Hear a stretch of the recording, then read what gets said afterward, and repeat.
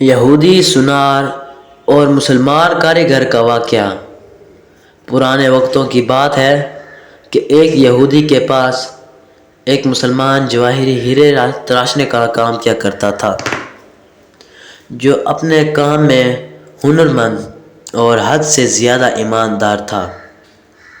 یہودی اس سنار کا کاریگری سے بے تحاشا نفع کمانے کے باوجود بھی اسے مناسب معاوضہ ادا نہ کیا کرتا تھا، جس کی وجہ سے وہ بمشکل اپنے گھر کا خرچہ پورا کیا کرتا تھا۔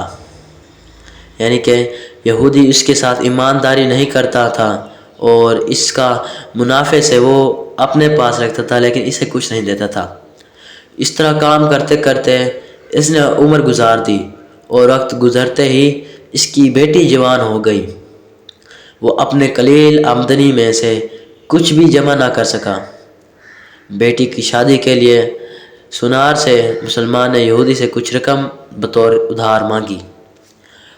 یہودی کروڑ پتی ہونے کے باوجود ادھار دینے میں معذوری کا ظاہر کیا، جس پر سنار نے اپنی قسمت کو برا بھلا کہتا ہوا گھر لوٹ آیا۔ رقم ادھار نہ ملنے پر بیوی نے سخت ناراضگی اور طعنوں سے اس کا استقبال کیا۔ پریشان حال بیچارہ ساری رات سوچتا رہ گیا کہ بھلا آخر اب کیا ہوگا۔ دوستو، دوسرے دن وہ کام پر نہ گیا۔ بعد میں یہودی سنار کے بلانے پر جب وہ دکان پر گیا تو اس کے ہاتھ میں ایک پوٹلی تھی، جو اس نے یہودی کے سامنے کھول کر رکھ دی۔ اس میں بیش قیمت ہیرا دیکھ کر یہودی سوالیہ نگاہوں سے کاریگر سنار کی طرف دیکھنے لگا۔ کاریگر بولا، مالک، یہ ہمارا خاندانی ہیرا ہے، اسے بیچنے کی اجازت نہیں ہے۔ آپ اسے گروی رکھ کر مجھے کچھ رقم ادھار دے دیں، میں آپ کو رقم لوٹا کر اپنا ہیرا واپس لے لوں گا۔ یہودی راضی ہو گیا۔ مسلمان کاریگر نے قرضے کی رقم سے بیٹی کی شادی کر لی، پھر دن رات محنت کر کے قرض کی رقم آہستہ آہستہ ادا کرنے لگا۔ قرض کی آخری قسط ادا کرنے کے بعد مسلمان کاریگر نے اپنے ہیرے کا مطالبہ کیا۔ یہودی نے وہ ہیرا لا کر اس کے سامنے رکھ دیا۔ ہیرا تراشنے والے کاریگر نے ہیرا لے کر پانی میں رکھ دیا۔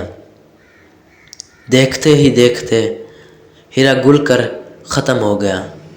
ہیرا تراشنے والے کاریگر نے کہا، مالک، یہ مصری ڈالی تھی جسے میں نے اپنے فن سے ہیرے کا اس طرح سے روک دیا تھا کہ آپ جیسا سنار بھی دھوکہ کھا گیا۔ آپ نے میری عاجزی اور درخواست پر قرضہ نہ دیا، جس کی وجہ سے آج میں یوں آپ سے رقم نکلوانی پڑی۔ میں مسلمان ہوں، اس لیے بھاگا نہیں، آپ کی پائی پائی ادا کر کے سرخ ہو گیا۔ افسوس کہ آپ نے میری قدر نہیں کی،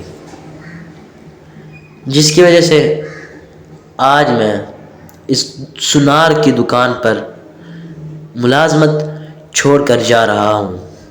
اور سنار صاحب، آپ آئندہ اس دنیا میں میرا منہ نہیں دیکھیں گے اور نہ میں ہی آپ کا منہ دیکھوں گا۔